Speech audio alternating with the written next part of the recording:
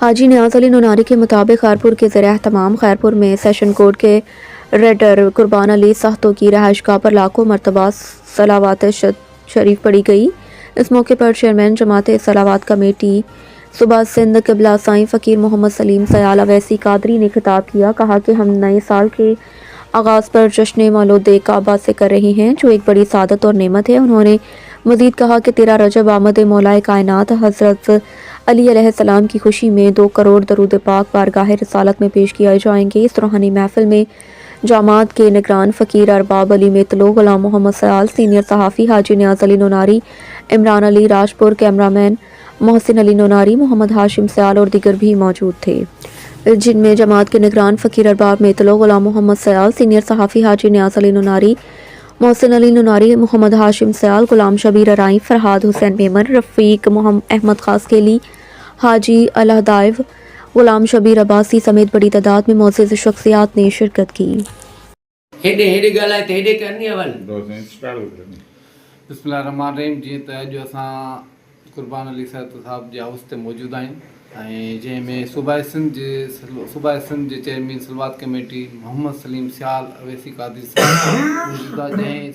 कुर्बान अली साहब जे घर में लख सलवात पढ़ाई आहे ऐं उन लाइ तमामु माण्हुनि लाइ हिकु मैसेज आहे ऐं ॿुधाईंदा उन्हनि सां। हर महीने जेका 24 तारीख़ आहे,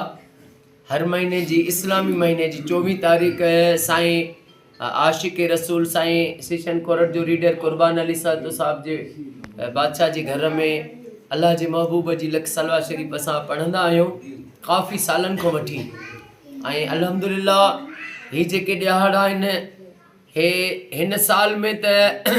डबल जेको आहे मोमिननि जे लाइ ख़ुशियूं आहिनि, जो ही जेको महीनो हले थो ही ॾियारा अमा बतूल सैयदा तैयबा ताहिरा फातिमतु ज़हरा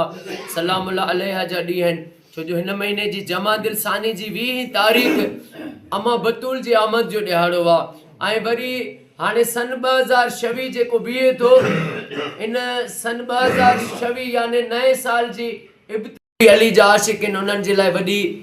ख़ुशी आहे, जो सन नओं साल अचे थो, उहो अचे नए साल में मौला जी आमद, मौला जो जशन, मौलूद काबा ऐं मौलूद काबा जेको खैरपुर में मल्हाईंदासीं ऐं उन में 2 करोड़ दुरूद पाक